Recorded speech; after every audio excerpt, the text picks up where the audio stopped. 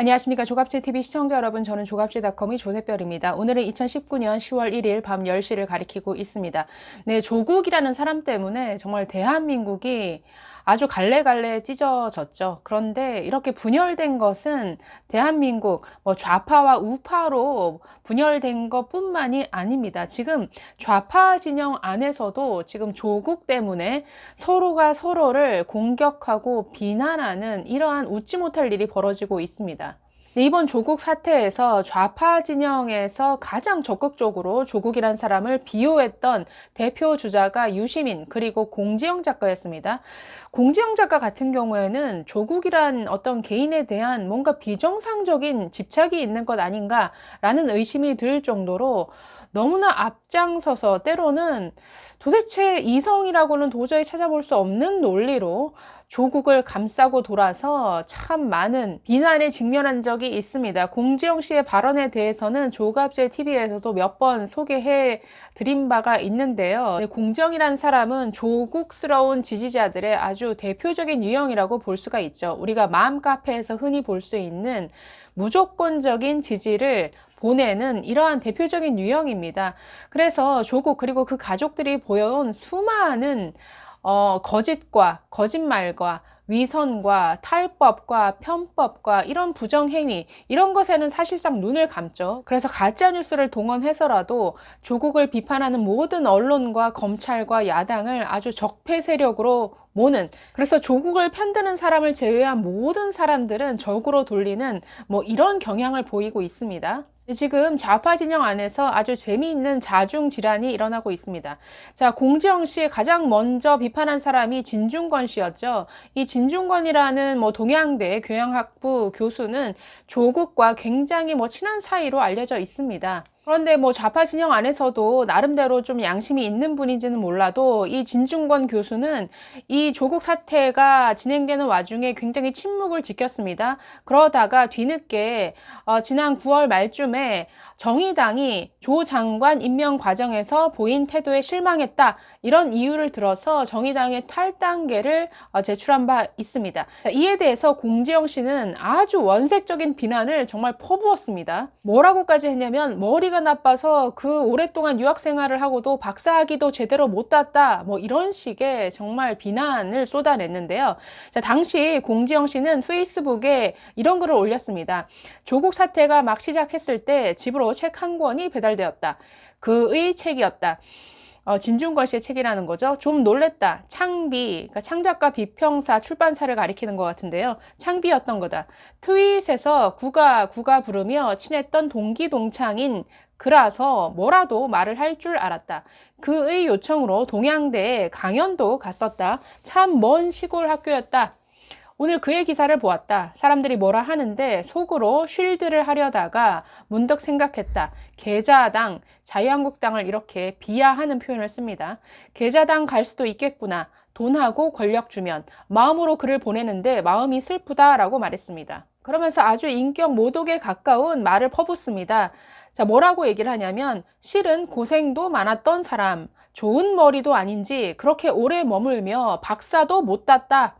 사실 생각해보면 그의 논리라는 것이 학자들은 잘 안 쓰는 독설, 단정적 말투, 거만한 가르침, 우리가 그걸 똑똑한 거라고 생각했을지도 모르겠다라고 이렇게 정말 비꼬듯이 이런 글을 올렸습니다. 네, 공지영 씨, 진중권 씨와 평소 매우 가깝게 지낸 사이라고 하는데 글쎄요, 조국이란 사람을 지키기 위해서 이런 식의 머리 나쁘다, 거만하다, 똑똑한 척 한 것이다, 이런 식의 아주 비난을 쏟아붓는 걸 보면 공지영 씨에게 조국이란 사람이 그렇게 뭔가 중요한 의미가 있는 것인가요? 왜 이토록 참 정상적이지 않은 집착을 보이는지 참 의아스럽습니다.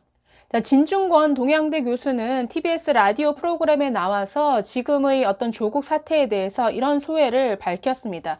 자, 이렇게 말했습니다. 지금 돌아가는 상황에 대해서 굉장히 우려하고 있다. 황우석 사태도 아니고 다들 진영으로 나뉘어서 미쳐버린 게 아닌가라는 생각이 든다. 진중권 씨는 조국 장관과 서울대 파리학번 동기라고 하는데요. 9월 30일 TBS 라디오 김지윤의 이브닝 쇼에 출연해서 이렇게 말했습니다. 또 이렇게 말을 했네요. 제가 신뢰했던 사람들을 신뢰할 수 없게 되고 존경했던 분들을 존경할 수 없게 되고 의지했던 정당도 믿을 수 없게 됐다. 이런 상황이니까 제가 사실 윤리적으로 완전히 패닉 상태다. 자, 그러면서 사회자가 이렇게 질문을 했습니다. 진보 성향의 학자이자 기성세대로서 앞으로의 역할에 대해서 이렇게 질문을 했는데 이렇게 답했습니다. 우리가 이제 버려야 한다. 우리가 이끌던 시대는 지난 것 같고 물려줘야 한다. 진보가 거의 기득권이 되어버렸다는 느낌이 든다. 근데 기득권이 된 지 오래죠. 오죽하면 젊은 세대에서 진보 꼰대라고 부르겠습니까? 그들의 입으로는 정의, 공정 이런 것들을 외치지만 그들이 뒤에서 해온 이러한 행태들은 너무나 위선적인 행태가 많았다라는 거죠. 지금 조국을 통해서 그들이 이루어온 이러한 성공 이면에 얼마나 편법과 불법이 많았는가, 얼마나 거짓이 많았는가 이런 것들이 사실 드러나고 있는데 이것은 시작이 아닐까요? 자, 계속 보겠습니다. 자, 진보가 거의 기득권이 되어버렸다는 느낌이 든다. 그래서 젊은 세대한테 정말 미안하고 드릴 말씀이 없는 것 같다. 글쎄요, 저희 진중권 씨처럼 이렇게 미안해할 줄 아는 모습을 저는 이 조국 그리고 그 가족들에게 정말 조금이라도 좀 볼 수 있었으면 하고 바랬는데 전혀 우리는 보지 못했죠. 자, 이어서 진중권 씨 이렇게 말합니다. 대통령이 기회는 평등하고 과정은 공정하고 결과는 정의로울 것이다 라는 말씀을 했다. 그런데 지금 기회가 평등한가? 과정이 공정한가? 그렇지 않다. 그럼 그렇게 나온 결과가 정의롭다고 할 수 있나? 라고 이렇게 덧붙였습니다. 그래서 진중권 교수도 자기가 뭔가 믿었던 사람들의 실상을 보게 되면서 지금의 상황을 굉장히 개인적으로 힘들게 받아들이고 있는 것 같습니다. 그래서 그런 심경을 계속 언론 인터뷰를 통해서 이렇게 밝히고 있는데 이런 부분에 대해서 글쎄요, 공지영 씨가 또 뭐라고 원색적인 비난을 퍼부을지 모르겠네요. 또 이런 케이스도 있습니다. 참여연대 인사가 이 조국의 사모펀드에는 굉장히 심각한 이러한 불법적인 요소가 있다라고 비판을 했다가 참여연대 측으로부터 징계에 회부당하는 이런 일을 또 당했습니다. 주인공은 참여연대의 김경률이라는 집행위원장인데 공인회계사 출신입니다. 그래서 삼성바이오로직스 분식회계 의혹을 제기하면서 수사를 촉구한 이런 장본인이기도 합니다. 자, 그는 29일 날 페이스북에 이런 글을 올렸습니다. 문재인 정부 출범 2년 반 동안 조국은 민정수석 자리에서 시원하게 말아드셨다. 반면 윤석열 검찰총장은 서울지검장으로 MB 구속, 사법농단 사건, 삼성바이오로직스 회계 사기 사건 등을 처리 내지는 처리하고 있다. 전자, 즉 조 장관이 불편하냐 아니면 후자, 윤 총장이 불편하냐 이렇게 물었습니다. 자, 그러면서 비판을 이어갔는데요. 장삼 이사들 말고 시민사회에서 임례하는 교수, 변호사 및 기타 전문가, 권력 예비군, 어공, 어쩌다 공무원이 된 사람을 어공이라고 하는데요. 어공 예비군 XX들아, 더럽다, 지저분한 놈들아, 아주 원색적으로 비난을 퍼부었습니다. 자, 김 위원장 계속 이렇게 말합니다. 난 이제 목표는 삼성바이오로직스 마무리하고 너희 같은 개 같은 XX들하고 얼굴 안 마주치고 살고 싶다. 그러면서 이 위선자 X들아, 구역질 난다. 너희들 주둥이만 열면 개혁. 니들이 이른바 촛불혁명 정부에서 권력 주변 뭐하게 맴돈 거 말고 뭐 한 거 있어? 부처에서 불러주면 개혁. 입으로만 말하고 잘 살아라 위선자 X들아. 굉장히 원색적인 표현으로 아주 조국으로 대표되는 이러한 위선자, 이러한 권력에 기생하는 좌파 진영 인사들을 향해서 아주 이런 시원한 욕설을 날렸습니다. 자, 이 김경률 위원장은 조국과 관련된 의혹 중에서도 사모펀드와 관련해서는 아주 심각한 문제가 있다라는 이러한 지적을 전문가적 입장에서 내놨는데, 자, 이에 앞서서 9월 15일 자신의 페이스북에서는 이렇게 글을 올린 바 있습니다. 검찰에게 하고 싶은 말이라고 하면서 깊이 파라. 펀드 건은 충분히 넓고 깊은 사건이다. 내 경험에 비추어 한국 정치, 경제의 구조화된 사건이기도 하다.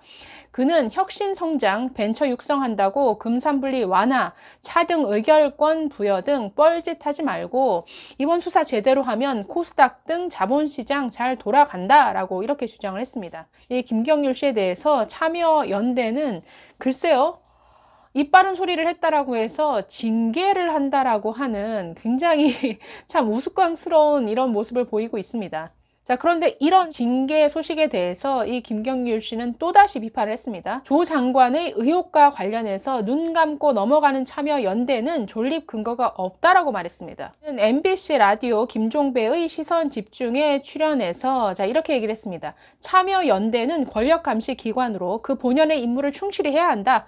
모든 언론이 조 장관의 사모펀드 의혹에 대해서 쓰고 있는데 참여연대는 조 장관의 사모펀드 의혹에 대해서 단 한 줄도 내지 않았다. 내가 가지고 있는 문제의식은 그것이다 라고 이렇게 말했습니다. 그러면서 계속 이렇게 말합니다. 조국 사모펀드 건은 모 방송 기자가 사모펀드 중 WFM을 내게 언급해서 해당 감사 보고서를 봤다. 그러면서 사모펀드에 대해서 자신이 살펴본 바 이런 결론을 내렸다라고 얘기를 했습니다.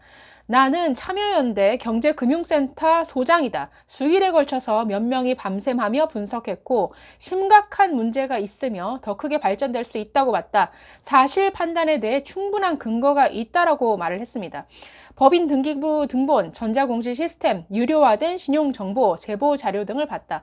어느 언론사보다도 더 깊게 넓게 공부한 상태라고 했습니다. 네, 이분이 지적한 대로 참여연대 참 그렇게 정의와 공정을 외쳤음에도 불구하고 이 문재인 정부의 실정에 대해서 한마디도 비판한 적이 없죠. 내부 비리를 고발한 김태우 전 수사관이나 신재민 전 기획재정부 공무원에 대해서도 어떤 입장도 내지 않았습니다. 너무나 기회주의적이죠. 그런데 확실히 문제가 이렇게나 많은 조국 장관을 비판했다라고 해서 자기 편인 이 참여연대 간부를 징계까지 회부하는 거 보면 이 참여연대가 정말 얼마나 참 권력 앞에 약한 집단인지, 얼마나 부패한 집단인지, 얼마나 이중적인지 우리가 다시 한번 실감하게 됩니다. 네, 그동안 좌파 진영 안에서도 나름대로 이런 양심 있는 목소리를 낸 사람들이 몇 명 있었죠. 민주당 안에서도 금태섭 의원이라든지 박용진 의원 같은 경우에는 조국 장관의 의혹에 대해서 비판의 목소리를 냈습니다. 그런 목소리를 냈다가 지지자들로부터, 그러니까 여권 지지자들로부터 굉장한 문자 테러를 당하기도 했죠. 어쨌든 조국으로 인해서 이 좌파 진영도 뭔가 사분오열 되는 것 같습니다. 좌파 진영에서도 그래도 양심 있는 사람들이 있는 걸 보면 조금 반갑기도 하네요. 우리가 뭔가 양심이 있느냐 없느냐 이런 문제는 사실 조국 문제는 거짓이냐 진실이냐의 싸움이죠. 옳은 것이냐 옳지 못한 것이냐, 정의로운 것이냐 정의롭지 못한 것이냐, 사실 이 기준으로 너무나 명확하게 판단이 되는 문제죠. 우리가 정의를 말할 때 정의라는 게 뭔가 거창한 게 아니지 않습니까? 글쎄요, 저는 정의라는 게 사실을 사실대로 인정하는 것에서 출발한다라고 봅니다. 사실 앞에 겸손해질 줄 아는 것, 사실 앞에 뭔가 고개 숙일 줄 아는 것, 뭔가 나에게 불편한 진실이라 할지라도 그것을 사실로서 그 가치를 인정해 줄 때 거기에서 정의가 출발하는 것이죠. 이것을 인정하지 않는다, 사실에 눈 감아 버린다, 거기에는 어떤 정의도 들어설 자리가 없습니다. 네, 참 조국이라는 사람 때문에 이 대한민국에서 참으로 재미난 일들이 계속 벌어지고 있습니다. 좌파 진영에서도 어떤 일이 벌어질지, 또 누가 누구를 공격하는 일이 벌어질지, 이것을 사실 구경하는 것도 나름 흥미로운 일이네요. 네, 감사합니다.